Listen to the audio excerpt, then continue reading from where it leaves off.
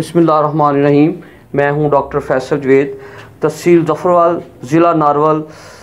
मोलन की रिहायशी 65 साल खुर्शीद बेगम ज़ोजा हनीफ़, जो कि 20 साल से लाहौर में रिहाइश पज़ीर थे, गुज़श्ता दिनों रेस्क्यू 112 नारवल ने बवजह कोरोना वफ़ात पाने वाली मोलन की रिहायशी खतून की तदवीन कर दी।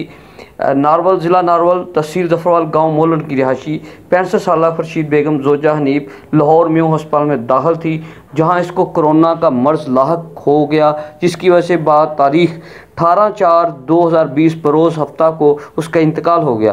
रेस्क्यू 112 लाहौर की टीम ने मैयत को ज़िला नारवल मुंतकिल कर दिया, जहां रेस्क्यू 112 नारवल ने उनके आबाई गाँव मोलन, तहसील ज़फ़रवाल में नमाज जनाजा के बाद इलाकाई कब्रिस्तान में तदफीन कर दिया। ज़राए ने हमें बताया कि ये अरसा दराज से लाहौर में रहाइश पज़ीर थे और ये बज़िद थे कि हमने अपने आबाई गांव में ही इस खतून को दफन करना है। तो फिर काफ़ी बहस व मुबासे के बाद खतून को मोलन में लाने दिया गया और लाहौर से 112 की खिदमात ली गई और मोलन में उसकी तदफीन कर दी गई। देखें इस वीडियो में।